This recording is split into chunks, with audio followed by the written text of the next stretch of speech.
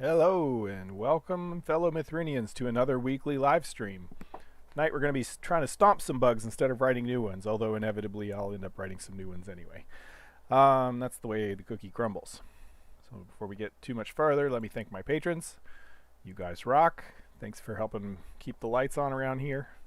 And just gives me encouragement to know that I'm still appealing to people, both in my open source work and my work here on Mythruna.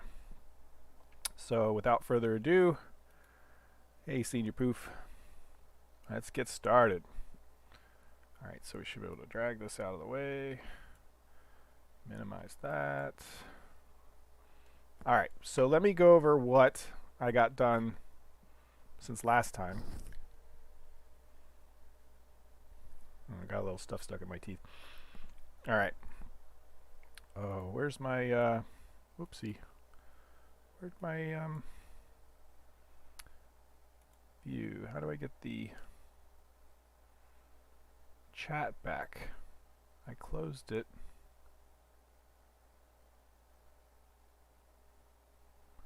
Huh. The chat, there it is.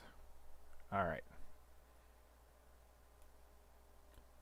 Now I'll be able to see when people chat with me.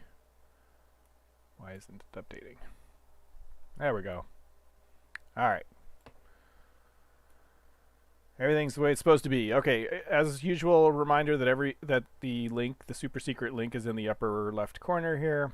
If you go there, you can download the January release. Sometime in the next month or so, there'll be another release with all the stuff that I've been working on, packed up in some way that's actually runnable by someone who doesn't know every little thing to do. So where was I? Oh, and the other thing is, so I'll definitely get a release out by July 31st at the latest, because that's my birthday. And hopefully, if you guys like and subscribe to the videos, if you guys subscribe to my YouTube channel, I'm trying to get up to 900 subscribers by my birthday. I think that would be cool.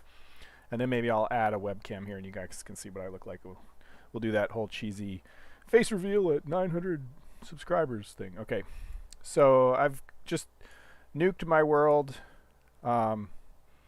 data, and if we run the game, that means it's going to have to regenerate the caves and stuff.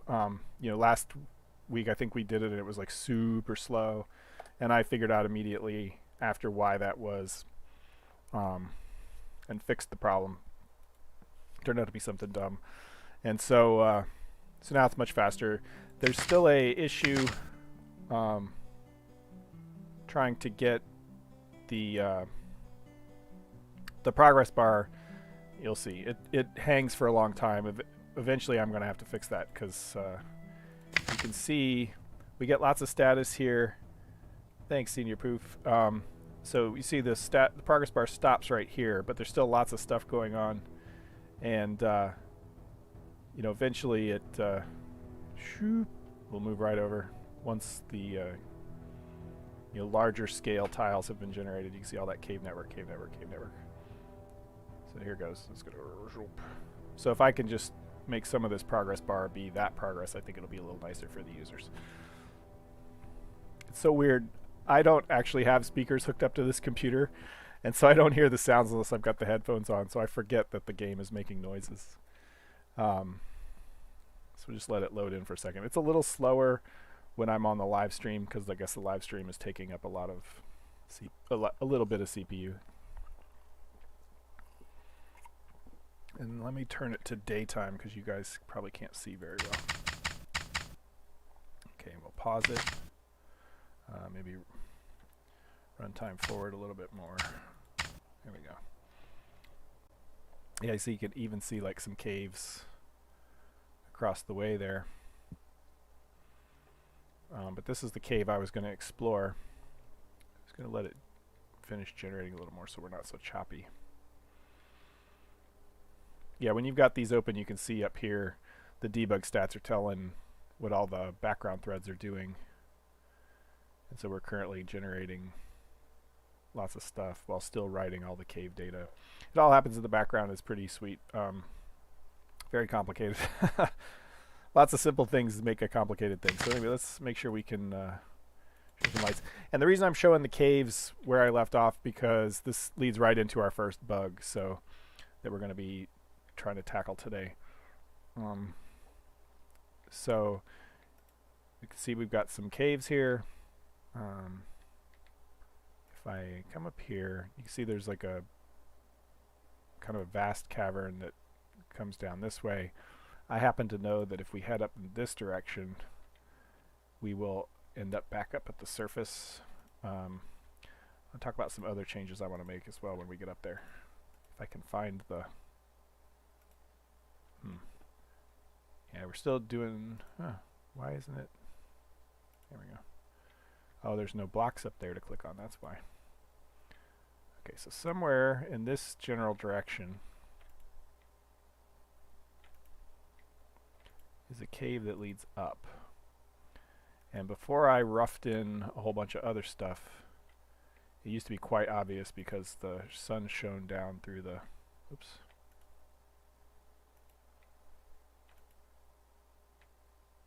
So it's up here somewhere.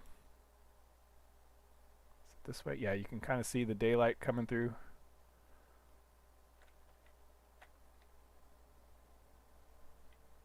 Yeah, can't quite make it up there unless I remove this block. Okay. As you can see, we've got a cave. This is sort of the other way we could have gone. And it comes up to this sort of cave in a crevice. And then we're up on this plateau. One of the other things I want to deal with... Hey, Frammy! It's the legendary Paul Speed. I don't know about legendary. My wife would maybe say I'm infamous. So the way that the algorithm, and I'm not sure how I'm going to fix this, but the algorithm says, you know, this is cliff face, so the top has to be rock. But these plateaus, you know, are grassy, which because they've got the, you know, the stats that say grass should grow here. And I just don't like the way, you know, if you were viewing this from above, I just don't like the way there's these hard borders around these edges. I haven't quite decided what I'm going to do about it. That's not something I'll fix tonight. Oh, really? Yeah, the forum hasn't been used in a while. If you go to the, if you'd just like to chat with folks, if you go to this link, yeah, if you go to this link up here and use that password, in addition to being able to download the last version of the game, there's also a link, an invite to the Discord server, and you can then chat with all of us in real time if you want. There's lots of friendly folks, several who are even active, so that'll be good. So anyway, I want to try to, not tonight, but I do want to try to figure out how to get rid of this hard edge, because I'd much rather have either the grass come all the way up to the edge, you know, at least one level deep, and you have to ignore the weird lighting that happens when I do that. Or I've even thought it might be neat to have, you know, these half blocks come in right at the edge. And the half blocks have an advantage here because they're a different type of terrain than the grass. And what happens when the far terrain, if we don't have this hard edge, I worry that the grass on the edge is going to smear down the side of the mountain. And so having a different kind of block than regular grass, I think would be better for the algorithm that figures out how to do the far terrain. Anyway, I'm getting like way off topic. So if you weren't running with far terrain, let me, let's go up here for a second. Zoom. So if you weren't running with far terrain, obviously we wouldn't get that really far stuff. But also what happens is the fog settings get tighter. So this shows sort of an issue with, so if I bring the terrain level back, you know, so this is more like classic Mythruna if we had this, you know, out a couple. And so you've got, you know, the clip pretty close and the fog, you know, comes in pretty fast to kind of hide the clip. You know, that's the standard game developer trick, right?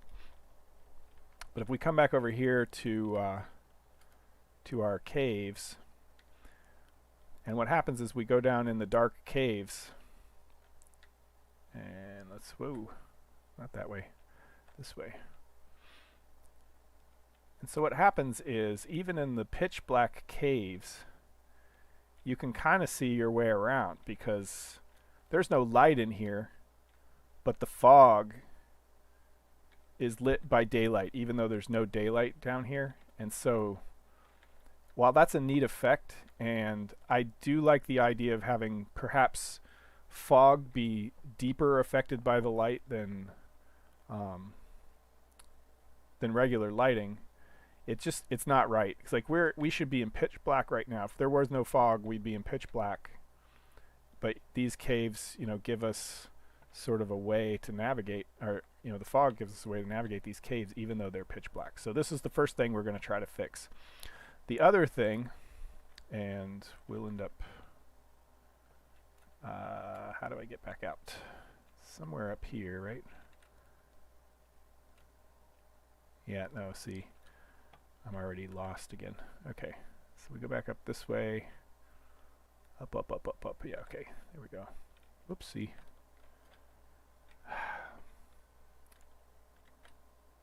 The fact that I can move my head inside of blocks is also not...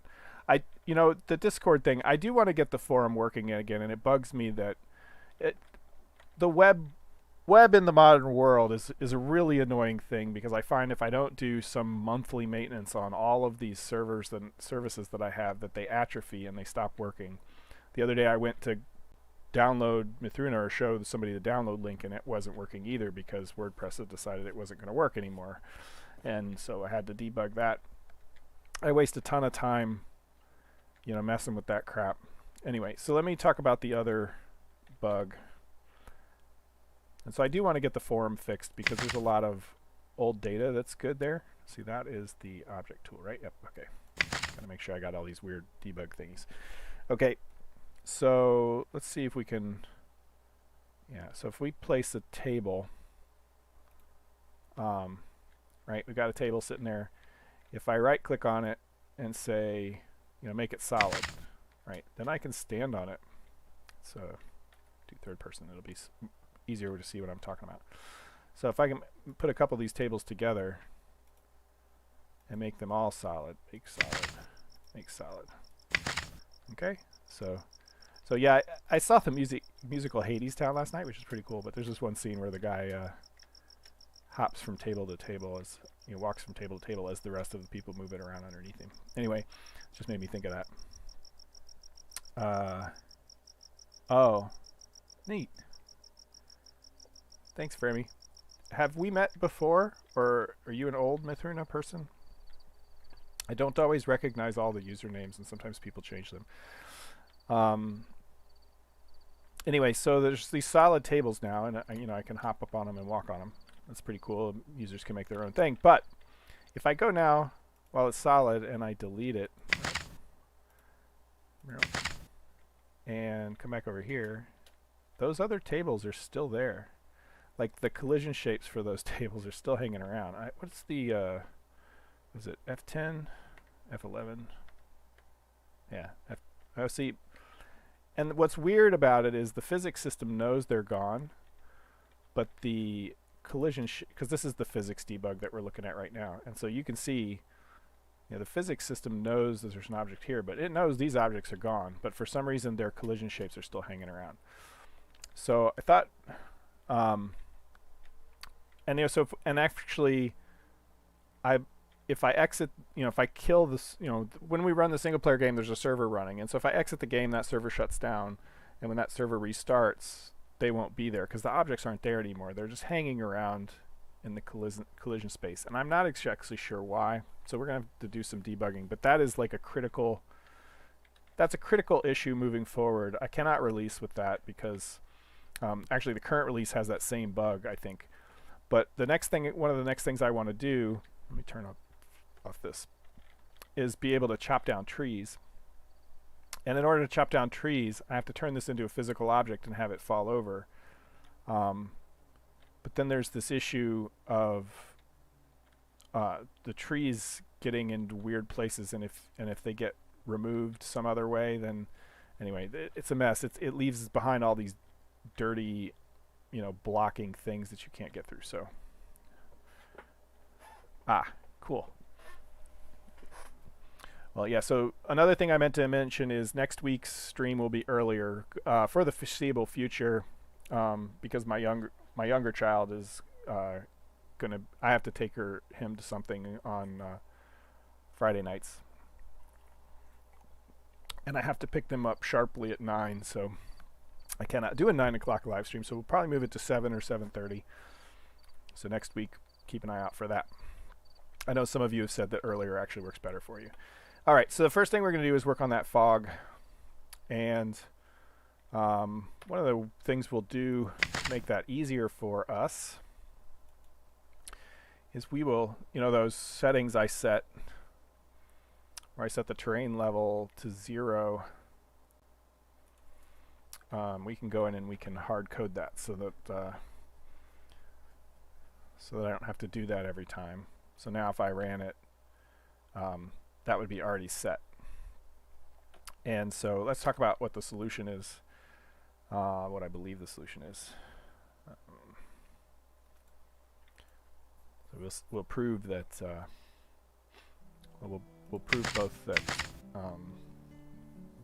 what I just said about changing the setting works, and also that once you've generated a world, it loads very fast. So we go select fade, come on fade, and then this should go shoom. Because it's already generated all that stuff. Yeah, in fact it didn't even get to finish. Alright, so we will, and so now I'll prove that these tables are gone now, F5. So see, all of the, so the tables are not really there, the objects have been deleted, but for some reason the physics space is keeping the, I think it has to do with static object removal. In fact, before we go to the other thing, let me just, I can actually confirm that. So we got this guy. If we make him physical, right, now he's a object that's, I can't lift him, but I can run around on top of him and knock him around. That's another thing I needed to fix, is the hand on physical objects. Now I think if I delete him, yeah, okay, so it's something specific to static objects. These guys that are hanging around are static objects, and if you remove them, their collision shape stays around. So I think it has to do with, there's some physics events that happen, listeners that get notified when things are removed, and I think that there's basically the static one must be stubbed out or something. But anyway, we fixed, so we didn't fix, but we've got the cave set up so that, we've automatically set terrain levels smaller. There should be, I was going to try to leave us in a cave so that we don't have to reload. Okay, so if we go down here, we ought to be able to see the issue. So what happens with the fog, and this is kind of cool, you can come back here and you can see the whole cave network through the ground. That's something else I'll have to fix eventually, but it's super useful for finding your way around, to like embed yourself into the rock and then go to the third person mode. So basically every time I run, we'll be here and we'll be able to test it. But what I think has to happen is in the shader, we calculate fog in, what you guys don't know much about shaders, don't how many of you are programmers, but there's something called the fragment shader, or the vertex shader and the fragment shader, and this takes all of the geometry and transforms it into screen space, and then that goes to the fragment shader where it takes that shape and scans all of, basically draws all the pixels, and then for every pixel that's drawn, it runs the shader to decide what color to make that pixel. They call them fragments, right? So this does the vertex to transformations to figure out where they are on the screen, and then this guy rasterizes it and fills in all the pixels. So when it's filling in all these pixels, it's blending this fog in. It's also blending lighting in. It knows how much sunlight is here, and how much of the local lighting is here. In Mythruna, those are two different values embedded in the geometry. And so what I think I just need to do is make sure that when there's no sunlight, we basically take out that fog factor and consider it essentially black, or maybe I'll make it a configurable color, so that maybe we could have different cave effects in the future. Maybe we do want this in some cases or something. At any rate, so this is where we'll test, and then we'll get into shaders. If you guys have never done shader work before, that should be semi-interesting.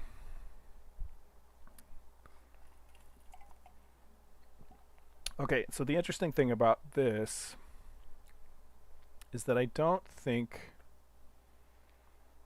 I am 99% sure Mythruna does not use its own shaders, and it uses the open source. Yeah, far train we do some customization, but so that means over here it's in part of the blockhead, or the block stuff. Shader's going to be interesting. Yep. So the part of the unreleased open source stuff is the mblock library, and that's what takes the array of block data and turns it into geometry. Just the cube faces and triangle faces and things. And so in here, let's see, I think that's where I purposely did not do any prep for this, by the way, so I apologize. I wanted to kind of, so here we've got the frag shader and the vert shader. So this is the vertex shader. So I was talking about lots of complicated stuff, but essentially it's taking, anytime you see these attributes, that's geometry that I'm sending from my program into the shader. And so per vertex, you get a position, a texture coordinate, the normal, surface normal, and the surface tangent at that particular location. And then we use that to calculate a bunch of stuff that will pass. This is, for anybody who is actually familiar with shaders, this is old style, OpenGL 2, GSL 1.2 or whatever shaders, because it's still using varying and attribute things instead of in and out. Yep, GLSL. And so, so it's basically populating all these other things for the fragment shader. But one of the ways it does that is, do the transforms, world to view projection. It does some other things. We calculate, I think, in here I calculate a fog distance, because this is something about the fog parameters. Yeah, fog distance. So when I borrowed this from JMonkey Engine. So this shader knows where the points were in world space, and so it can calculate how far they are away from the eye, and that's what we use to do the fog distance. So it sets a varying for the fog distance, based on distance calculations and so on. And they're basically the same. In fact, all shaders everywhere will work about the same. So anyway, that fog distance is what we'll have over in our vertex shader, or our fragment shader, the guy drawing the pixels. And we calculated it based on distance from the eye to the thing. So let's see, we want to load fragment shaders where all the magic happens. And so we'll see we've got this fog distance and fog color. And so if we look down what we're doing with this, there's some calculation with, we calculate the frag color in different ways. So that's interesting. I'm not sure which version of fog I'm using. One of the other things is, whereas I'm doing for Mythruna and for the block stuff, I'm doing a straight linear, or not linear, but I'm distance-based fog calculation where it does math using the distance, and it's got a linear version which uses some near and far point to calculate a linear fog value from 0 to 1 to mix the fog color. And there's an exponential version which does a curve, an exponential square which does a different curve. There's another approach entirely where you would pass a texture gradient. So maybe the bottom is the near color and the top of the texture is the far color, and so it just passes that fog distance normalized from 0 to 1 based on various things. And ultimately I will go with that because I really want to control the near fog and far fog differently than I am today. And I will probably set it up so that it's a two-dimensional texture with different times of day for different fogs, pre-calculated, so that I don't have to do that in real time like I am today. Anyway, so this is unfortunate that we're using a library for this. But what we could do, because we want to change, so this is already contributing fog, textured fog. Well, it's called gradient fog, where you use a gradient texture. Because one of the things I like when we were running Mythruna with the near terrain, I like the aesthetic of the near trees being a little hazy. And one of the things that the current distance fog does, with 8-kilometer distance, is you don't really get any fog at all close up.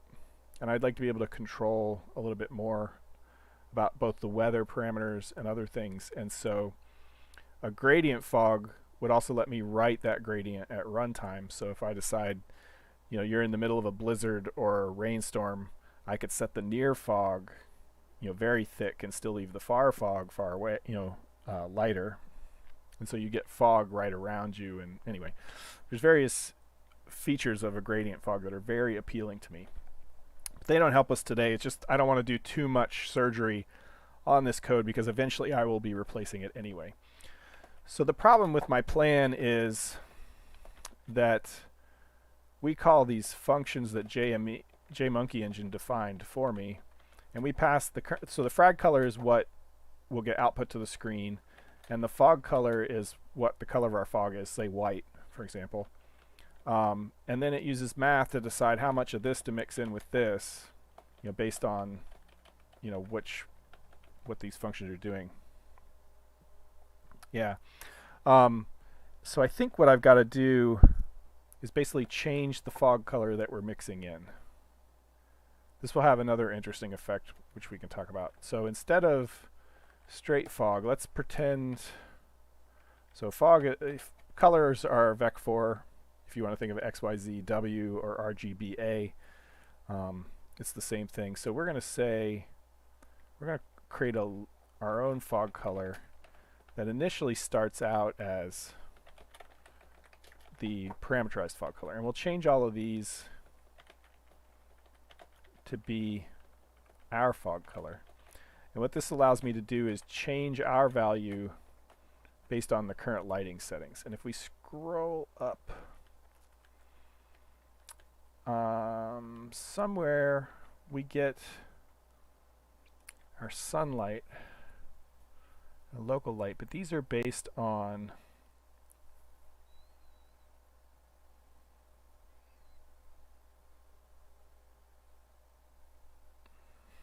where am I getting? Alright, so we go back over to the vertex shader and I can figure this out, because we get one of those attributes I said we get is in color, and we use that color to signify our sunlight and lighting colors. So sun will be in like the alpha channel, and the current indoor lighting color, the indirect lighting, will be those RGB, since Mythruna supports colored lighting. So if we follow this, so model light, so model light is what we want, and that's a varying. Okay, so that's so model light is where we pass in the lighting stuff. Yes, sunlight equals. Okay, so if I come over here, model light is one of the things we have. Okay, so this is where model light alpha is our daylight contribution. So if I come down here and I say, so if it basically if sun is full brightness, it's 1. If sun is not full, if it's full darkness, it's 0.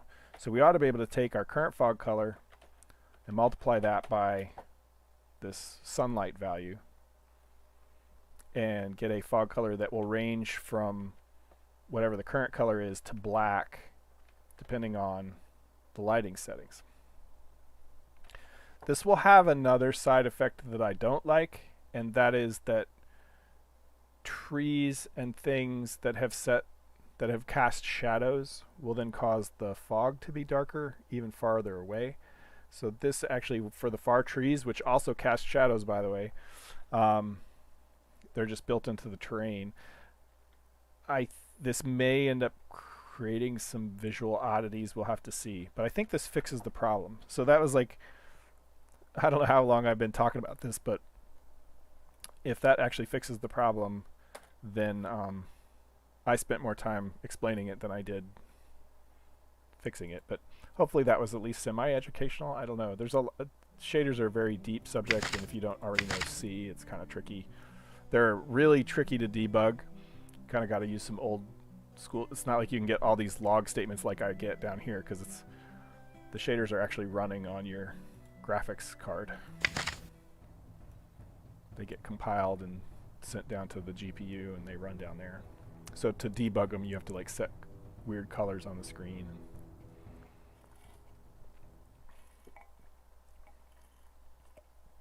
Okay, so we have not fixed the problem.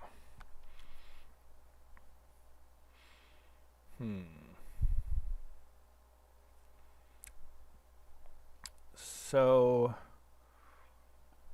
kids, so students,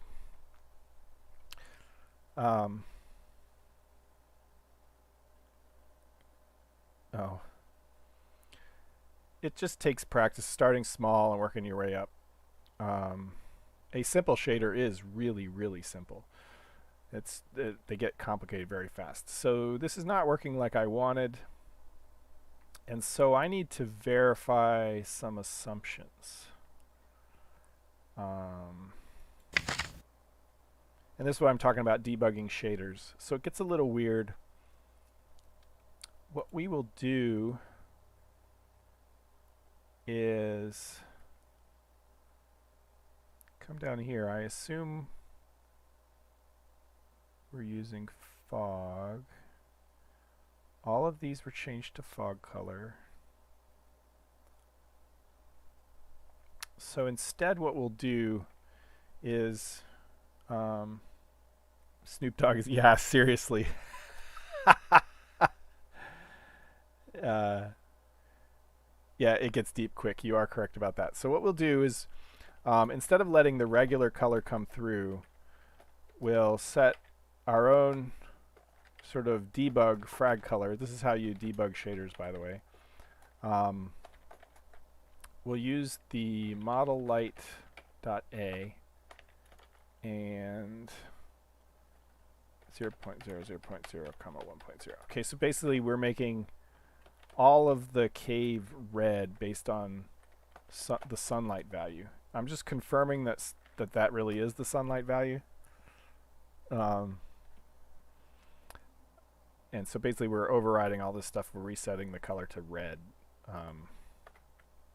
And things should be very dark. And if not, then I'm not even editing the right shader, which is usually good to know.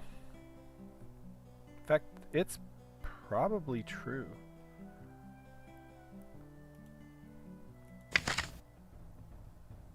So if this isn't pitch black, I'm not editing the correct shader.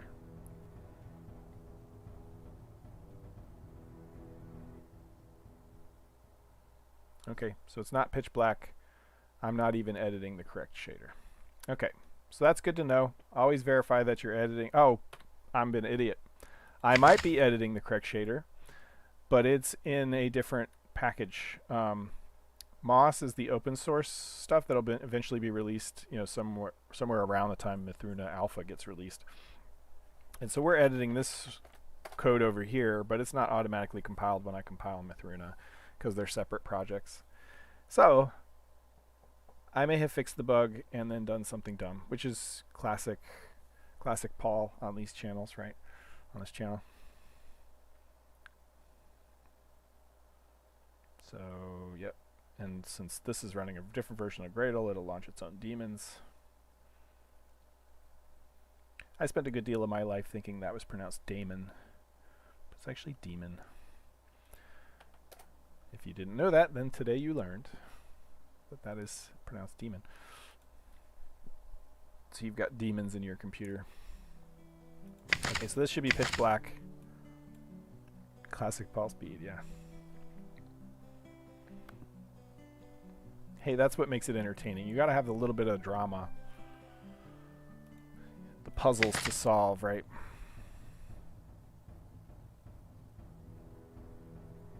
Okay, so it should be pitch black now. Nope.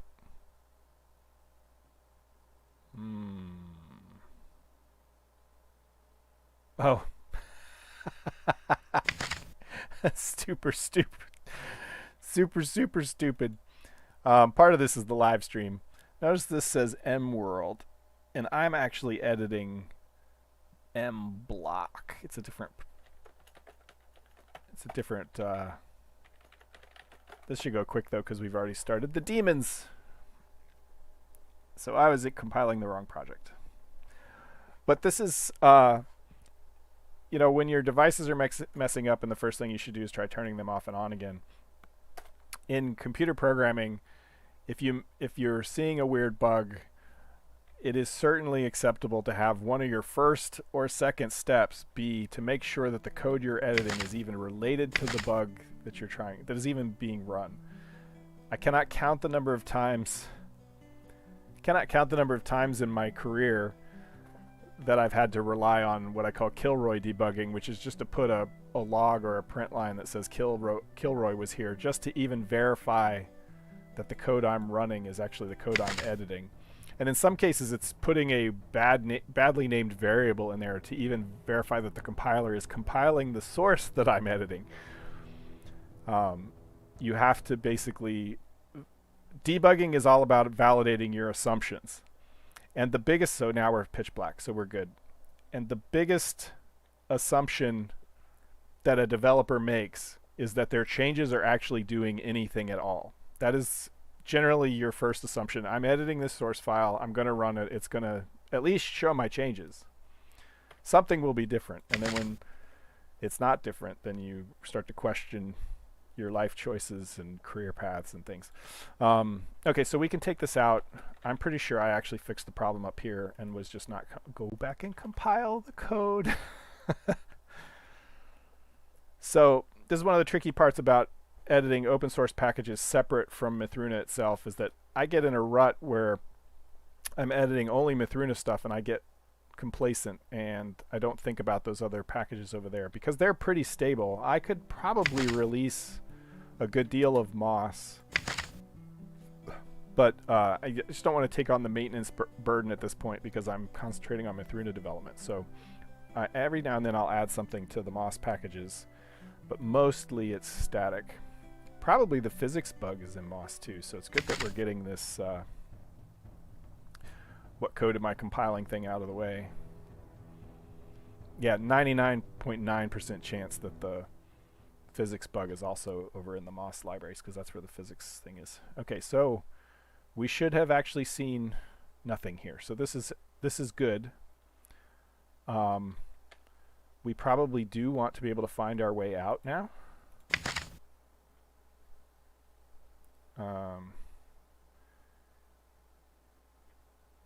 We can't be sure we fixed the problem until we get back out. And so now we have to wreck our test to get back out of the cave.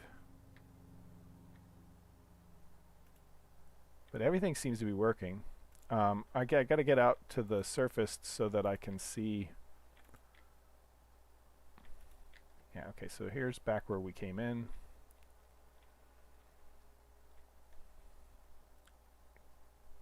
And the other thing I wanted to check, You can always release some new stuff without it necessarily accompanying maintenance. Well, I mean, there's more to maintenance than just, do I answer questions about it? But if I release something without documentation at all, okay, let me turn on. We're at a weird time of day. If I release something with no documentation at all, um, I'm either telling, I'm either sending a bad message about what that using that library is going to be like. Um, okay, so we've still got fog. See, fog is still working. And in fact, if we come down here, we can see fog is still kind of working even down here. Yeah, see? Fog is still working when there's light, which is totally the way fog should work. At any rate, back to the maintenance. If you are a patron, you get early access to the code, and there are some people who are using it, and I don't mind answering the occasional question for patrons, because obviously they're supporting everything I do, and I super appreciate that. So that's one of the perks of being a patron, is you get early access to the Moss source code, which is enough to make that blockhead tool. It's enough to make your own networked world like this. It doesn't obviously have the Mythruna graphics, the textures and the generators and stuff. But yeah, and so fog is still working out here too. But it does have basically, that's the code that generates these blocks and stuff, that's all over in the Moss packages. And there are some people who are using that to make games right now. There's at least one person I know of. And he asks the occasional question, and I answer it because I don't have any documentation, and he's managed to figure it out. But it just puts out a bad impression when I say something is released for real, and it doesn't at least have some how do you use this documentation. And every hour I spend doing that is an hour I could have spent getting Mythruna closer to release. And there's also the thing that it is a small perk for those patrons who are also software developers. They can get a little early access to it. So it'll sit for now, and it is getting some additional testing by those developers, so it's all cool. So problem 2, let's fix our physics bug. I think in 18 minutes, can we fix it? Let's hope it's something dumb, right? So anyway, fog is fixed. And let me check one more thing, because I was concerned about the far trees looking weird. Yeah, see? That looks weird to me.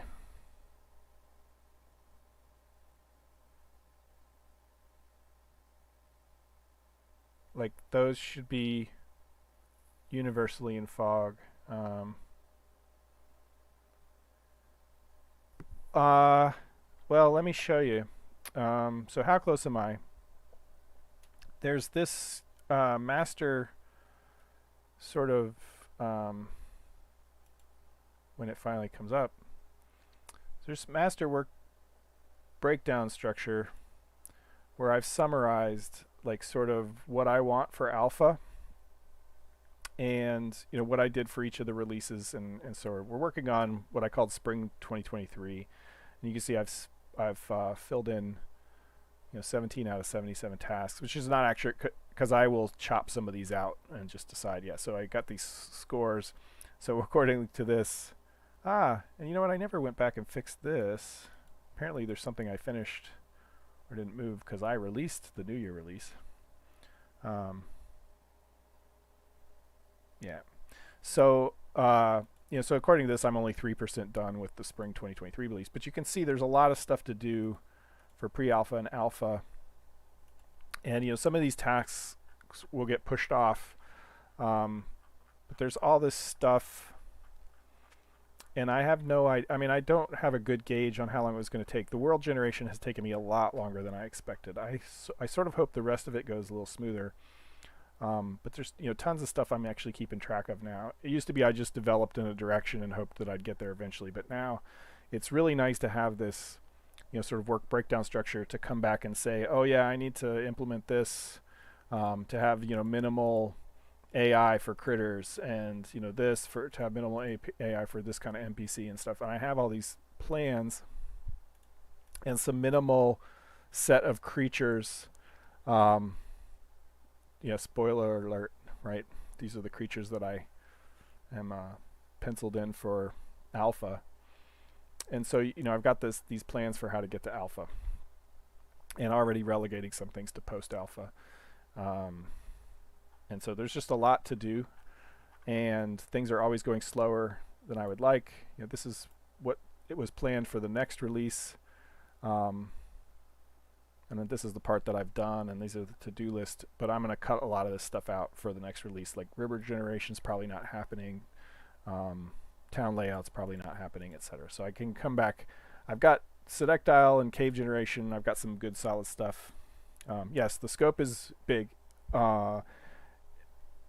Unreasonably so. Like, this is if another developer came to me and said that this is what they were working on, I'd tell them they're crazy and that they're not going to get it done. But at this point, I'm way past sunk cost fallacy. Oh, thanks. At this point, I'm like way past sunk cost fallacy. It's like I have a dream. I would like to play this game, and so I'm going to keep working on it until I just can't anymore. The tree thing bugs me. I think this bugs me less than the cave problem, to be honest. And I suspect that most players are going to play like this, at least, right? Even if you had like a potato to run on, you're probably at least going to do mid-level terrain. And it actually doesn't cost that much. If we put the where's the, there we go, frames per second. So I'm getting 60 frames, about 60 frames a second. That's what I'm capped at. And so if I shrink it down, it's still about 59, 58, we're averaging about 60 frames a second. If I go up to this, you can see the triangles and vertices, they went up quite a bit. If I go out here, they go up even more. But once it loads in, usually, hold on a second, it's got to generate a bunch of stuff. Okay, so we are, even in this view, I'm getting like, oh no, there it goes. Yeah, so right back up to 60. So and I don't have a new graphics card. Where can I see? I don't think this will show me.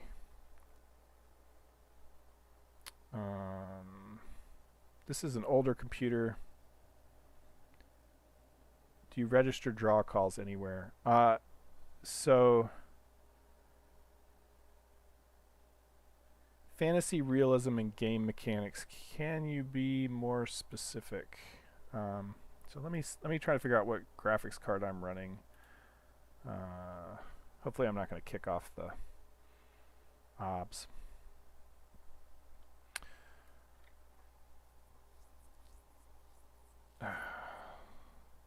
I may be killing my computer here. We'll see. Noticing that the temperature is getting up to nearly 60 C. Okay. All right. Suffice to say that my graphics card is not the newest, right? This is Windows 7 I'm running on. And GeForce Experience is annoying. I probably pulled up the wrong thing. It was just about to show me anyway. But I think most people will be able to run with the far terrain, and then neither of these issues I just fixed are a problem at that point. So the trees look fine. What I was worried about really is the far trees, because they would also be affected by this, except for that's a different shader. Yeah, so I'm not too worried about it. Like how the world is going to function. So I have to be careful. We live in an environment right now where if I say, oh, this is what I'd really like to do, and then that turns out to be impossible, that none of you guys, of course, but certainly somebody on the web somewhere will send me death threats, right? We are in a very volatile game development climate at this point. So I will say that in my dream game, towns function independently. I've designed all this. It's a lot of work. Yeah. So towns will function on their own. There's a sort of a mathematical set of formulas I've built for what sort of resources they have to consume, and I have some quote-unquote cheats that the game can use to make that realistic. Yeah, I've never received a death threat, but I know that other game developers have, like bigger names. Like I feel bad for the guys who made what's it called? The space game that I actually really liked, even from the first release, No Man's Sky. Like those guys, they got all kinds of hate. Um, anyway, so because they said, "Oh, we're gonna have this and we're gonna have this," and then that turned out to be too hard to get to release with, and I'm just one guy plodding along. Anyway, so yeah, I plan to have it. Like I really wanted to have, like the what did I have? Like I worked on the interface for, where you swing your sword around and chop things with your sword, right? But it's just not fun. And so I'm working on ways to make that fun. And one of the things I want to do on one of these nights is give you a panel where you can change the settings of this and play with different ideas as far as, do you want the sword to move up and down vertically without the head, and then you turn left and right? Because it turns out to be really hard to hit stuff, or to have it auto target, like if you clicked on one of the pen ducks and were swinging around, that you would stay targeted on that and could swing your sword around. So I'll probably, for this next release, I want to try to give you a little dialogue where you could go and you could tweak the settings on how that swinging works, so that we can see as a group if there's anything that players find reasonably fun. Otherwise, I'll go back to sort of classic. You'll have like stances, and different clicks will do sort of different swings and stuff, standard combos kind of things.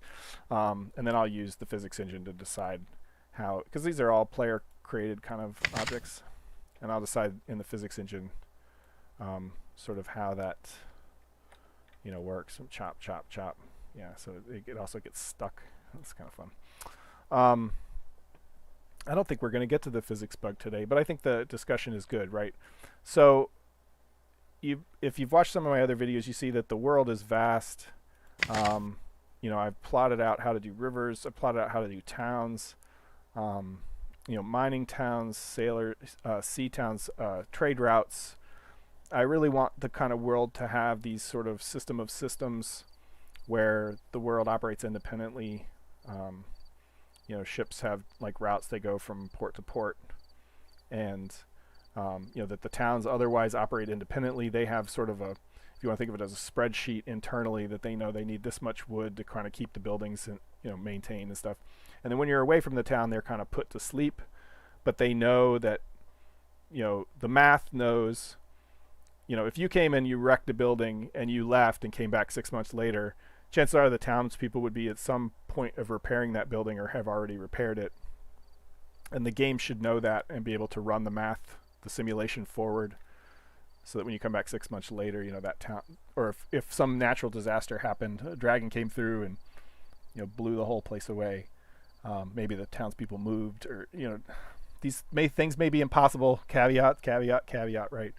But that's where I'm going with it, and I'm building the network and the knowledge into the game to be able to support stuff like that. Even these cave systems, the game knows where these caves are, and I want the people around, the NPCs, to know sort of a certain level of lore, so that if this cave has some weird name, and you're talking to somebody in the town, he can say, "Oh yeah, there's these weird caves to the west, and yeah, my friend got killed down there," or whatever. And just to be able to generate these kind of quests based on the lore, and maybe your character has some sort of default lore that they know when they're plopped down into a world, because these are all randomly generated worlds, and it'd be neat to see how far I can evolve that idea. Anyway, any other questions before I don't think I want to try to tackle the physics bug now that we've sort of used up all the time. I fixed one bug. We've had lots of interesting discussions. One of the other things I want to do coming up, you guys can think of other questions based on what I just said while I do this. So lots to do in here. And I do need to reconcile the spreadsheet soon. And apparently I screwed up and have not reconciled even the last release yet. So I have to figure out what that's about. Apparently there's 2 tasks that didn't get marked. One of the things, while I don't think I'll have it done, I am in the clouds game dev 2, and it's like scary to make promises because people doubt, but a lot of people don't get what, like to have something in your head. Yeah, exactly. I mean, I've been thinking about this idea, not Mythruna specifically, but a game that evolves with you. I've been thinking about this since I was a kid, and I'm an old guy, right? So that's the 80s when my concept of an advanced RPG at that point was Ultima 3, right? And I thought, well, why couldn't you randomly generate Ultima 3? And certainly the quests in Ultima 3, a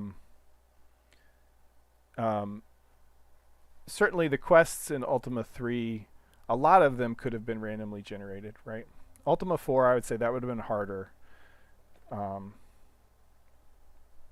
at the time, Ultima 3 felt like a lot of that stuff could have been generated.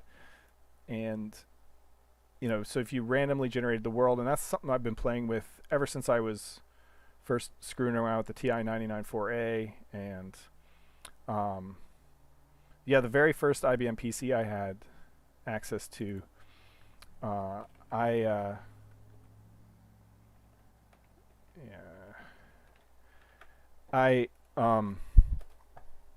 did this game where I looked directly into the memory of the computer, because back then you could do that. You could just peek at the bytes of the RAM, and I used that to draw like Ultima 3 style 2D, top-down maps. If the memory value was this, it would draw bricks, and if the memory value is that, it would draw trees.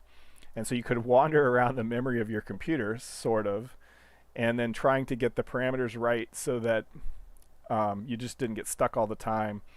And the nature of the game was that the memory I could look at was the memory of my program.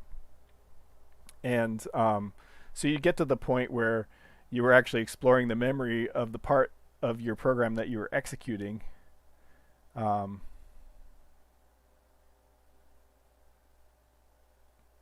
you do Farlands terrain, but for up close, where you obscure the blockiness with foliage and stuff? I'm not exactly sure how to interpret that question. I'm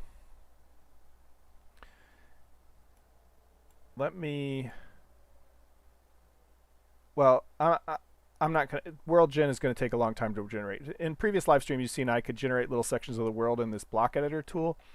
And so what I was going to show is that one of the next things I want to do is town layouts, and it occurred to me that if I pre-generate this little section of the world, and then could have one of these scripts where we play with town layouts, where you decide the road coming in goes here and the road going out goes here, and then based on the terrain and whether there's a river there, where would the buildings plot, how many buildings, and so on and so forth. But let's go back into the game for a second, because I want to try to understand what you're asking about the far terrain.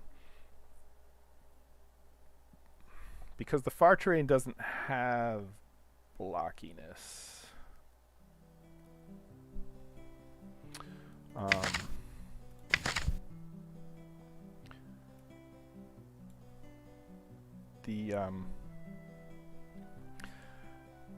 But let me show you some stuff here. You're about to see some of the secret sauce. You guys have fully engaged me tonight. I'm not even halfway through my Pepsi. Oh, I left the far terrain off. So let's go back and turn it back on. Okay, so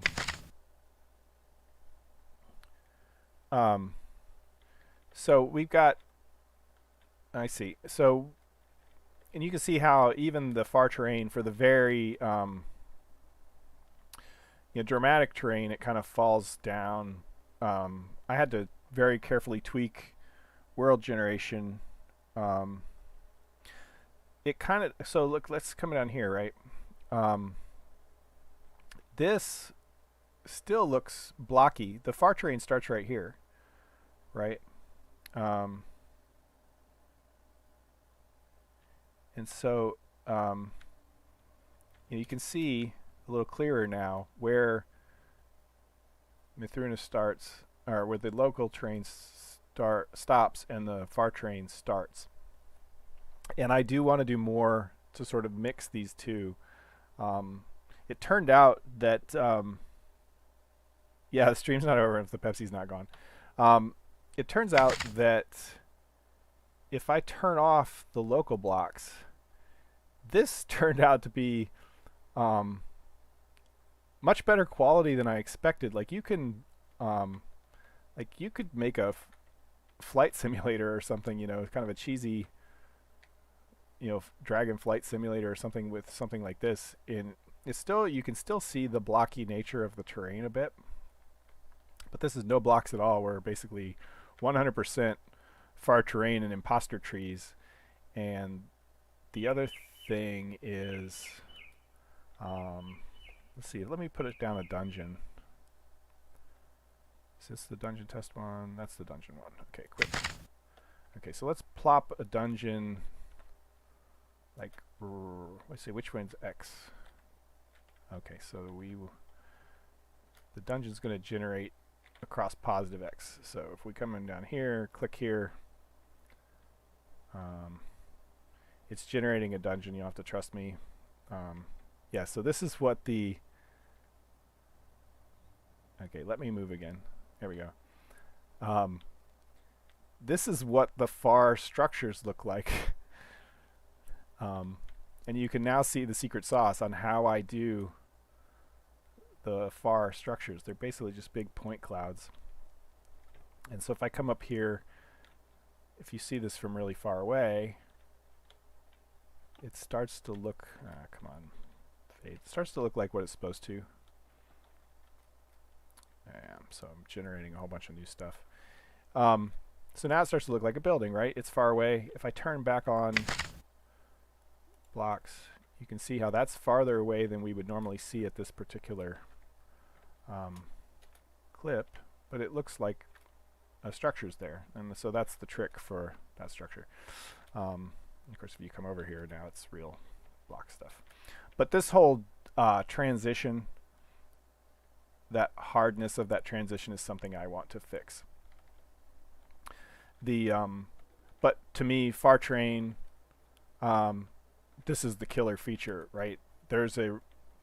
It makes a whole bunch of things possible. It makes flying possible.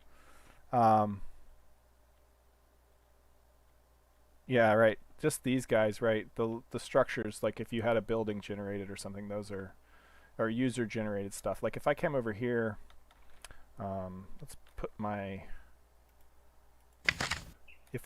if I start to talk about something and forget what I was saying, and you want me to go back and mention it, let me know. But because I'm so many topics deep at this point. So let's say I've got wood selected and I'm making, some kind of weird thing, right? Yeah, the nerd polls are a little harder in Mythruna because she's a real physical. Your character's a real physical entity, and so sometimes her feet don't line up with the things. So we've got this weird structure we built, right? And so if we fly far away, our structures are now embedded in the far terrain. See, now it's a point cloud. You can't tell from here necessarily, unless you get it way over to the side of the screen where it starts to break up a little bit. But so that's far terrain. That's the point cloud blocks, which I think is kind of cool. It's a neat effect. It shouldn't have worked, right? It was one of those things. I tried it thinking, no, this will never work. That's so dumb. It's not going to work. And it did, and it worked so much better than I thought it would that I was able to use it for lots of... yes, it does. Yeah, the generated terrain. In fact, right now, if I were to put grass here, it still would make a point cloud. But eventually what's supposed to happen is that... the game knows that it generated this grass block. And so if I was to put a grass block on top of it, it could know that it needs to extend that grass block up so that you could actually modify the far terrain directly. Yeah, see, that's far terrain right now. Yeah, right there. That's far terrain. And it's even lit properly. Like if we started moving the sun over, it's even lit properly for the most part. Right? It knows that the bright side is over here and the dark side is over here. And so I did not expect this to work as well as it did. It was a tremendous surprise. And I will probably even use it for, the ships and things when they're far away, like the flying ships and stuff when they're far away. How would terrain look like without smooth shading? It actually doesn't have smooth shading, and that's a problem. You can see far away, you can see the squares. You can see the squares that are at much lower resolution than actual blocks.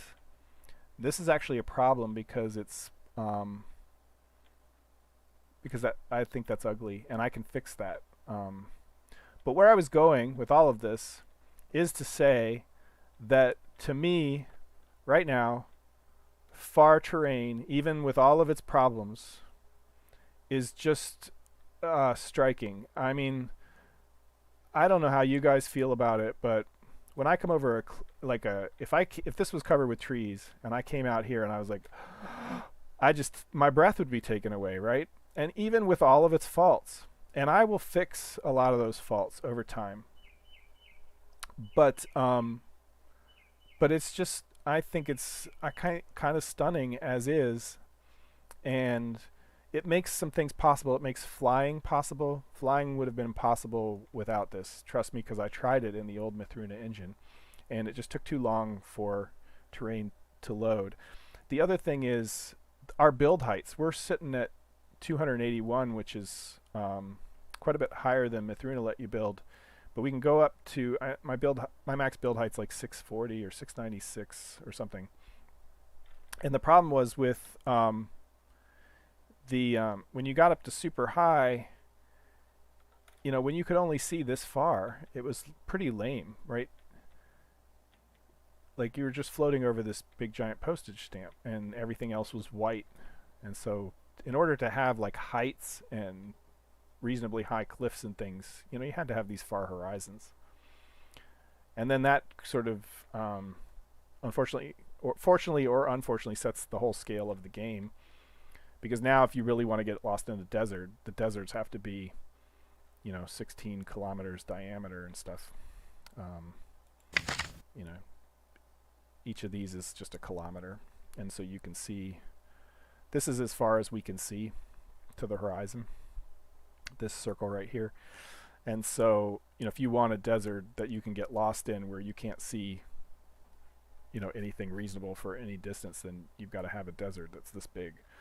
And so that sets up some interesting stuff as well. And oceans that are that big if you want to get lost at sea.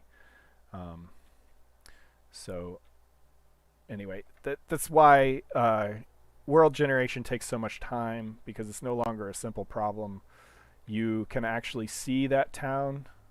Like if there was a town over here, we would be able to see it. Anywhere you can see trees right now, they load in within basically 2.5 kilometers, roughly 2 to 3 kilometers, depending on. So anywhere you see these trees over here, if there was a town over here or a castle over here, we'd be able to see it, which means just me standing here, I have to generate that stuff for the player. And if you want to have interesting towns, they have to have the scale. Again, makes things interesting. You can't have a town with 50 buildings in it and have them all be empty and there's like only 2 people walking around the streets. If you have a town with 50 buildings in it, there should be at least 45 or so people living there. Those buildings have to have a purpose. They don't exist on their own unless the town's in ruins. But anyway, you have to plausibly have a story for all these things, even if the story is dumb. Like you have to plausibly have some kind of story. And so it creates a bunch of problems. Anyway, this is where we are, and I didn't get my physics bug fixed, but that's okay. Maybe we'll save that for next time. Yeah, so of course nobody actually commented on the last video about what they wanted to see, but I got enough comments from here. That's why we did the bug fixing. And then we got off on a tangent. But I hope it was at least entertaining. and I think that's probably where I'll end it. So we're like 10 over, but I get jazzed by these discussions, so thanks for asking questions and participating in the chat. I'm going to go ahead and exit out of here. We'll do the closing screens and things. We'll say, you know, like, comment, subscribe, and so on. That's where this screen comes in, where I say, whoa, is Mythruna shutting down? So yeah, like, comment, subscribe. If you haven't subscribed, definitely subscribe to my channel. Like the video, comment on the video. This all improves engagement and feeds the YouTube algorithm, which is pretty vicious sometimes. So definitely do that. And again, thanks to my patrons. You guys are keeping the lights on. This year has been kind of rough because you know, my wife has been in physical therapy and things, and all that's been going great, which is why I was able to go to Hadestown last night, by the way. But it, you know, it makes it hard to justify paying server expenses and things, but you guys are covering all that, and so it's super nice. So thank you for that. Thank you for buying all the donuts that I'm using to pay my server costs.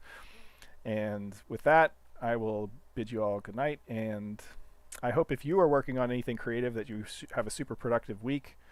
Certainly check back in next time and tell us about it on the chat if you did, and I will see you guys next time. Thanks.